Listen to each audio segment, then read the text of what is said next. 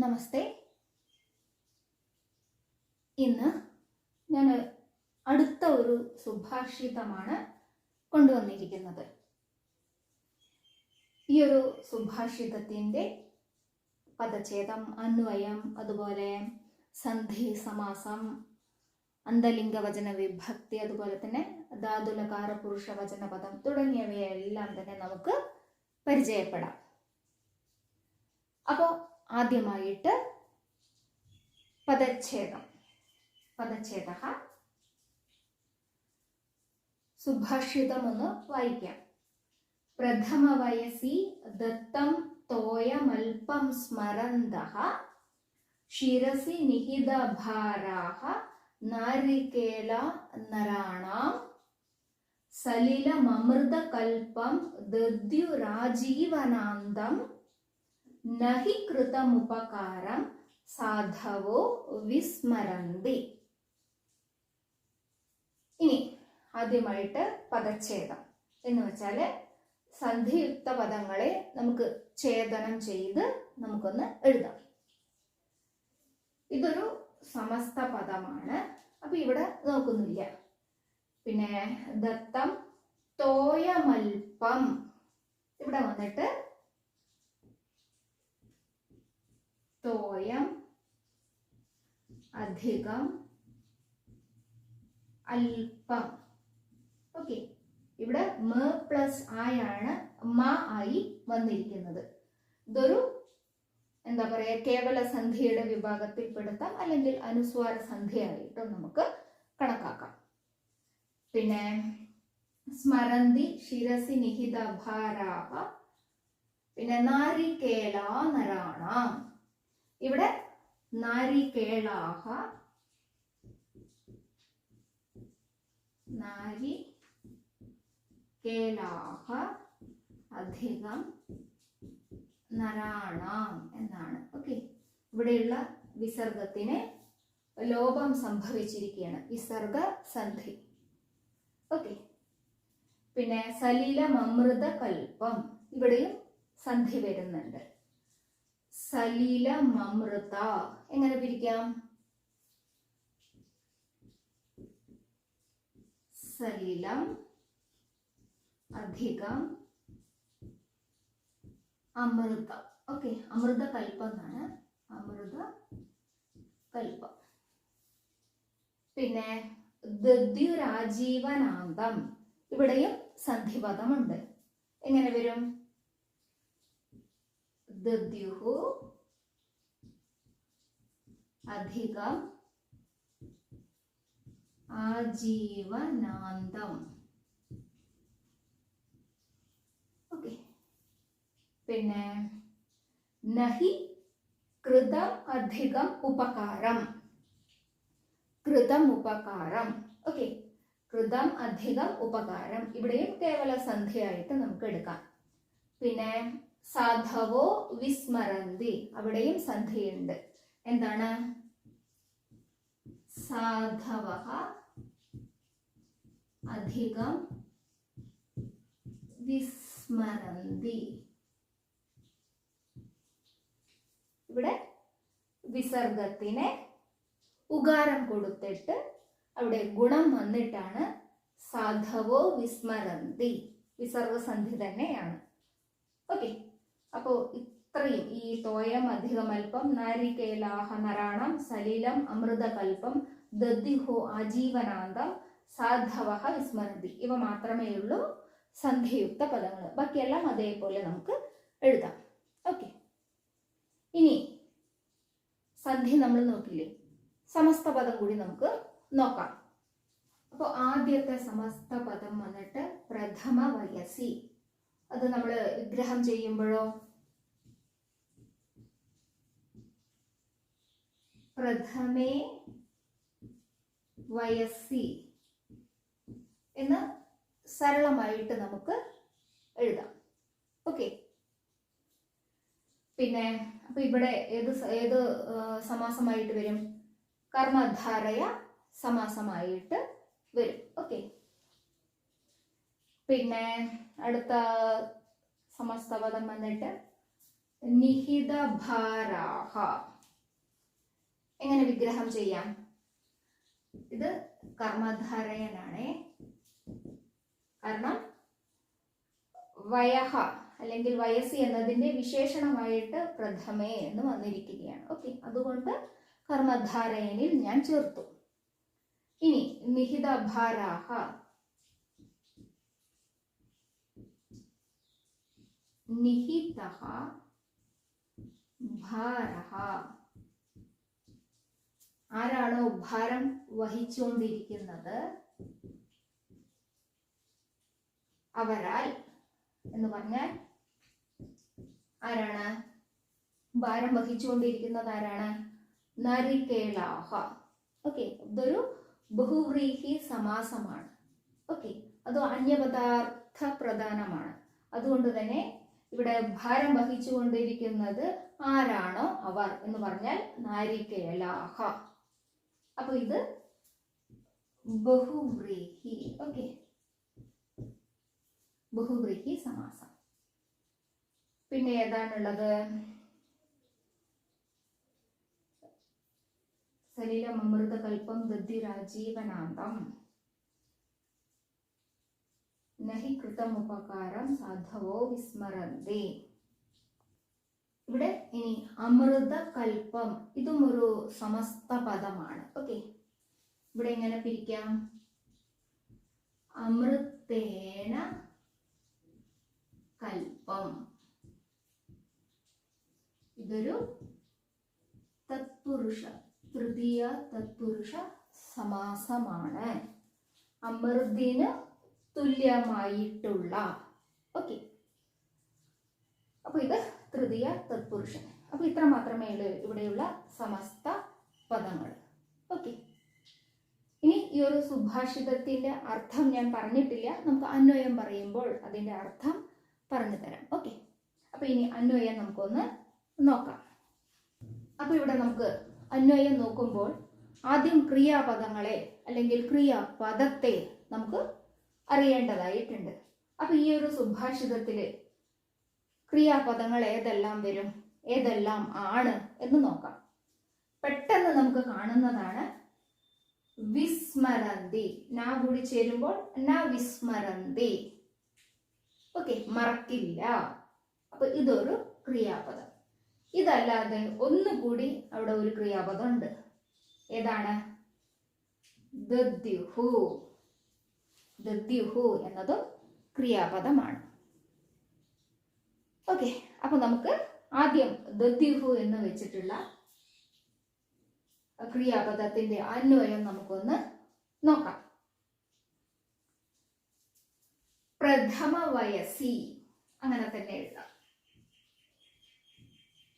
പ്രഥമ വയസ്സി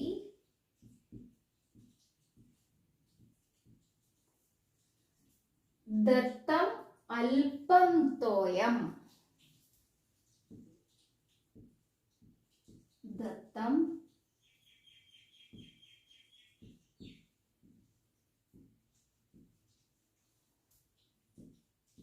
അല്പം തോയം സ്മരന്തഃ.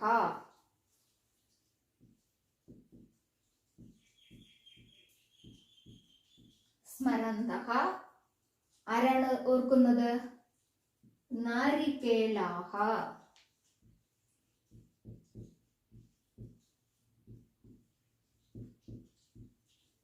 നാരികേളാഹ ശിരസി നിഹിതഭാരാഹ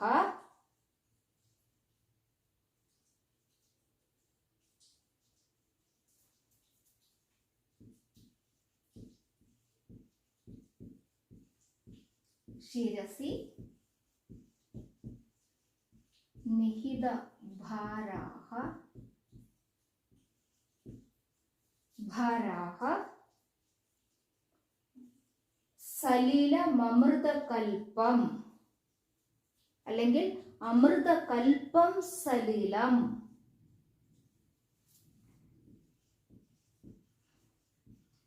അമൃതകൽപ്പം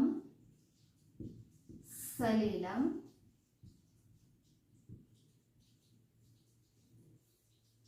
നരാണാം. നരാണാം മനുഷ്യന്മാർക്ക്. ഇവിടെ ബ്രാക്കറ്റിൽ ഒരു കൃതയ എന്നുള്ളത് ചേർക്കണം. മനുഷ്യന്മാർക്ക് വേണ്ടി. നരാണാം ദദ്യുഹു. ഓക്കെ,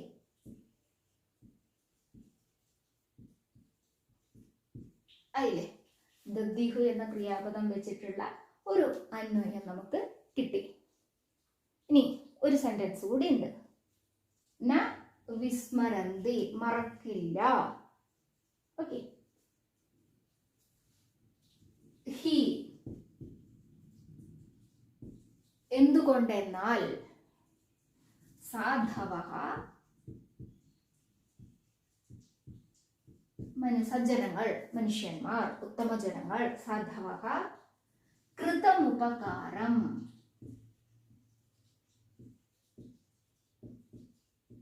കൃതമുപകാരം എന്തു ചെയ്യില്ല? മറക്കില്ല. ന വിസ്മരന്തി. ഓക്കെ, ഇതാണ് ഈ ഒരു സുഭാഷിതത്തിന്റെ അന്വയം. അപ്പൊ ഇവിടെ എത്ര ക്രിയാപദങ്ങളാണ്? ദദ്യുഹു, ന വിസ്മരന്തി. ഇതിന്റെ മലയാള അർത്ഥം ഒന്ന് നമുക്ക് നോക്കാം. പ്രഥമ വയസി ദത്തമൽപം തോയം സ്മരന്തഃ നാരികേലാഃ ശിരസി നിഹിതഭാരാഃ അമൃതകൽപം സലിലം നരാണാം കൃതേ ദദ്യുഹു. ഹി സാധവഃ കൃതമുപകാരം ന വിസ്മരന്തി. പ്രഥമ വയസി, ആദ്യത്തെ പ്രായത്തിൽ എന്ന് പറഞ്ഞാൽ ചെറിയ പ്രായത്തിൽ. ദത്തമൽപം തോയം, കൊടുത്ത കുറച്ച് വെള്ളം, ഓർത്തുകൊണ്ട്. നാരികേലാഹ വൃക്ഷങ്ങൾ, നാളികേര വൃക്ഷങ്ങൾ. ശിരസി നിഹിത ഭാരാഹ, ശിരസി തലയിൽ, ഭാരം വഹിച്ചുകൊണ്ട്. അമൃതകൽപം സലിലം, അമൃതിന് തുല്യമായിട്ടുള്ള വെള്ളം. സലിലം മനുഷ്യന്മാർക്ക്. നരാണാം കൃതേ ദദ്യുഹു കൊടുക്കുന്നു. അല്ലെ? എന്തുകൊണ്ടെന്നാൽ സാധവഃ സജ്ജനങ്ങൾ, കൃതമുപകാരം ചെയ്ത ഉപകാരങ്ങൾ ഒരിക്കലും മറക്കില്ല. ന വിസ്മരന്തി. നാരികേല വൃക്ഷത്തെ സജ്ജനങ്ങളുടെ കൂട്ടത്തിൽ പെടുത്തി ഈ ഒരു സുഭാഷിതത്തെ കൊണ്ടുവന്നിരിക്കുകയാണ്. ഓക്കെ, ഇതാണ് അന്വയം. ഇനി 2 ക്രിയാപദങ്ങളുണ്ട് എന്ന് പറഞ്ഞു അല്ലെ? ആദ്യത്തെ ക്രിയാപദം ദദ്യുഹു, കൊടുക്കുന്നു അല്ലെങ്കിൽ കൊടുക്കണം, കൊടുത്തേക്കാം. നമ്മളിങ്ങനെ അർത്ഥങ്ങൾ പറയുമ്പോൾ കൊടുക്കുന്നതാണ് കുറച്ചുകൂടി എന്താ പറയുക നല്ലതായിട്ട് തോന്നുന്നത്. അതുകൊണ്ട് അങ്ങനെ ചെയ്യുന്നു എന്ന് മാത്രം. ഓക്കെ, കൊടുക്കുന്നു. ആര് കൊടുക്കുന്നു? ആരാണ് കൊടുക്കുന്നത്? നാരികേലാഹ അല്ലെ? അപ്പൊ ഇത് ദദ്യുഹു ക്രിയാപദം, നാരികേലാഹ കർത്തൃപദം. അപ്പൊ നാരികേലാഹ കിം ദദ്യുഹു, എന്തിനെയാണ് കൊടുക്കുന്നത്? സലീലം അല്ലെ? വെള്ളത്തെ കൊടുക്കുന്നു. അപ്പൊ ഈ സലീലം എന്നുള്ളത് എന്താണ്? കർമ്മപദം. നാരികേലാഹ സലിലം ദദ്യുഹു. അപ്പൊ നാരികേലാഹ കീദൃശം സലിലം ദദ്യുഹു? നാരികേലാഹ അമൃതകൽപം സലിലം ദദ്യുഹു. നാരികേലാഹ കേഷാം കൃതേ അമൃതകൽപം സലിലം ദദ്യുഹു. നാരികേലാഹ നരാണാം കൃതേ അമൃതകൽപം സലിലം ദദ്യുഹു. ഇവിടെ ഒന്ന് വിശേഷണം നോക്കുകയാണെന്നുണ്ടെങ്കിൽ ഇവിടെ തോയം എന്നതിന്റെ വിശേഷണമായിട്ട് വരും അല്പം. ഓക്കെ, അതേപോലെ നാരികേലാഹ എന്നതിന്റെ വിശേഷണമായിട്ട് വരും സ്മരന്തഃ. ഇതും നാരികേലാഹ എന്നതിന്റെ വിശേഷണമാണ്. ഓക്കെ, പിന്നെ അടുത്ത ക്രിയാപദമാണ് ന വിസ്മരന്തി, മറക്കില്ല. അവിടെ തന്നെയുണ്ട് കർത്തൃപദം. ആരാണ് മറക്കാത്തത്? സാധവഃ. സജ്ജനങ്ങൾ എന്താണ് മറക്കാത്തത്? ചെയ്ത ഉപകാരത്തെ, കൃതം ഉപകാരം മറക്കില്ല. അപ്പൊ ഇവിടെ ന വിസ്മരന്തി എന്ന കർത്തൃപദ ക്ഷമ്യതാം ക്രിയാപദത്തിന്റെ കർത്തൃപദം സാധവഃ, കർമ്മപദം കൃതമുപകാരം. ഓക്കെ, അപ്പൊ ഇതെല്ലാമാണ് എന്താ പറയാ ഇതിന്റെ അന്വയം. അതുപോലെ കർത്താവ്, കർമ്മം, ക്രിയ എല്ലാവർക്കും മനസ്സിലായിട്ടുണ്ടാവും. അതേപോലെ തന്നെ വിശേഷണങ്ങൾ. ഓക്കെ, കർത്താവിന്റെ വിശേഷണമാണ് സ്മരന്തഃ, കർമ്മത്തിന്റെ വിശേഷണമാണ് അമൃതകൽപ്പം. പിന്നെ ഇവിടെ 2 ക്രിയാപദങ്ങളുണ്ട്, അതുകൊണ്ട് തന്നെ 2 കർത്താവ് ഉണ്ടാവും, 2 കർമ്മ ഉണ്ടാവും, അങ്ങനെ. ഓക്കെ, അപ്പൊ ക്രിയക്കനുസരിച്ചിട്ട് ഓരോരോ പദങ്ങളും വരും. ഓക്കെ, ബാക്കിയെല്ലാം അതിന്റെ അർത്ഥങ്ങൾ അനുസരിച്ചിട്ട് ചേർത്തി എഴുതി, അത്ര മാത്രമേ ഉള്ളൂ. ഓരോ പദത്തിന്റെയും അർത്ഥം നമ്മൾ നോക്കിക്കഴിഞ്ഞാൽ എങ്ങനെ അവിടെ സെന്റൻസ് മേക്ക് ചെയ്യാം എന്ന് നമുക്കൊരു ചിന്ത നമുക്ക് കിട്ടും. ഓക്കെ, ഇനി നമുക്ക് ഓരോ പദത്തിന്റെയും വ്യാകരണാംശം നമുക്ക് നോക്കാം. ആദ്യം ഏതാണ്? പ്രഥമ വയസ്സി അല്ലെ, ഒറ്റ പദമായിട്ട് നമുക്ക് ഇവിടെ എടുക്കാം. അപ്പോൾ എന്തായിരിക്കും? സകാരാന്ത ലിംഗമോ? വയസ് സകാരാന്ത, നപുംസകലിംഗ, വിഭക്തിയോ? സപ്തമി വിഭക്തി ഏകവചനം. പിന്നെ ദത്തം, തോയം, അല്പം, ഇവിടെ എല്ലാം തന്നെ ദ്വിതീയ വിഭക്തിയാണ്. ഓക്കെ, നപുംസകലിംഗമാണ്. അപ്പൊ എങ്ങനെ പറയാം? അകാരാന്ത നപുംസകലിംഗ ദ്വിതീയ വിഭക്തി വചനമോ? ഏകവചനം. ഓക്കെ, പിന്നെ അടുത്തത് സ്മരന്തഃ, ശത്രുപ്രത്യയമാണ്. ഓക്കെ, ശത്രുപ്രത്യയം. അപ്പൊ അങ്ങനെ ആവുമ്പോൾ ശത്രുപ്രത്യയത്തിന്റെ എന്താണ്? സ്മൃധാതു,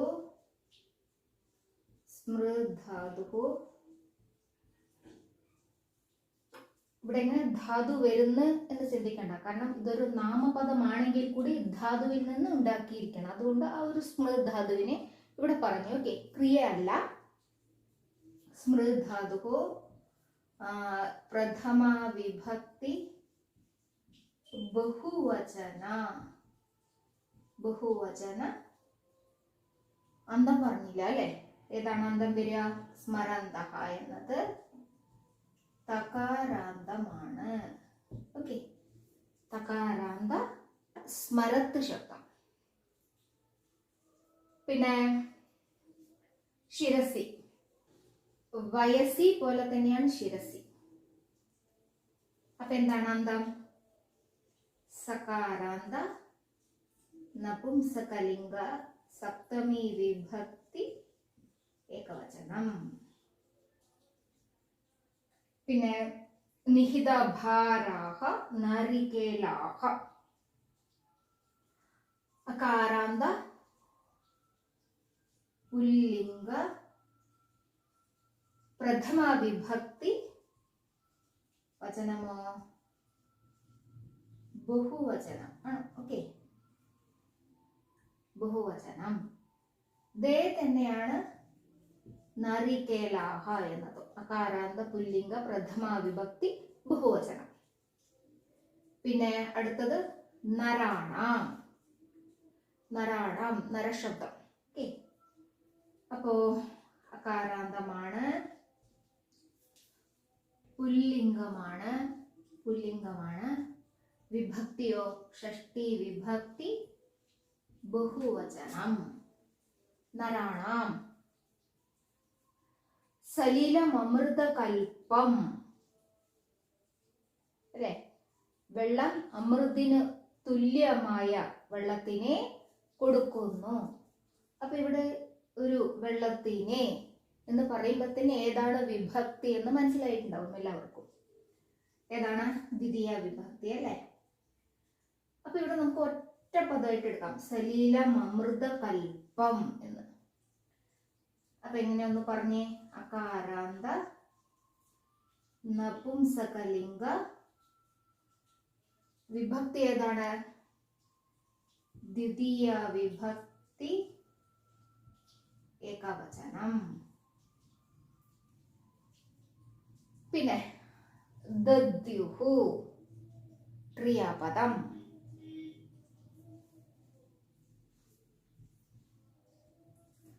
ധാതു.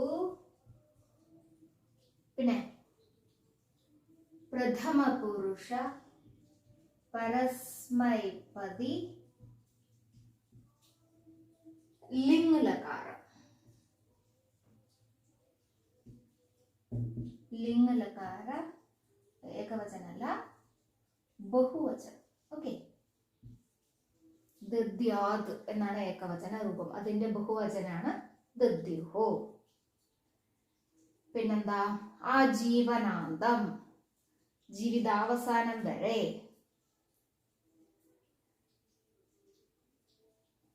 അപ്പൊ ഇവിടെ നമുക്ക് എങ്ങനെ കൊടുക്കാം? അകാരാന്ത നപുംസകലിംഗ പ്രഥമ വിഭക്തി ഏകവചനം, ആജീവനാന്തം. ന അവ്യയം, ഹി അവ്യയം, കൃതമുപകാരം. അപ്പൊ ഇവിടെ കൃതം അധികം ഉപകാരം എന്നാണ്. അപ്പൊ ഇവിടെ വേണമെങ്കിൽ നമുക്ക് ഒന്നിച്ചെടുക്കാം, അല്ലെങ്കിൽ സെപ്പറേറ്റ് ആയിട്ട് എടുക്കാം. ഓക്കെ, ഇപ്പൊ സെപ്പറേറ്റ് ആക്കി എടുത്താലും ഒന്നിച്ചെടുത്താലും ഒരൊറ്റ നിയമമാണ്, അതുകൊണ്ട് ഒന്നിച്ച് നമുക്ക് എടുക്കാം. കൃതമുപകാരം, കൃതമുപകാരത്തെ. ഇവിടെ അകാരാന്ത പുല്ലിംഗ ദ്വിതീയ വിഭക്തി ഏകവചന ഉപകാര ശബ്ദ. ഉപകാര എന്നാണ്, അതിന്റെ ദ്വിതീയ വിഭക്തി ഉപകാരം, അതുകൊണ്ട് തന്നെ വിശേഷണം എന്ന് കൃതം എന്നായി. ഓക്കെ, കൃതം ഉപകാരം, ദ്വിതീയ വിഭക്തി ഏകവചനം. ഓക്കെ, പിന്നെ സാധവഃ ഉകാരാന്ത പുല്ലിംഗ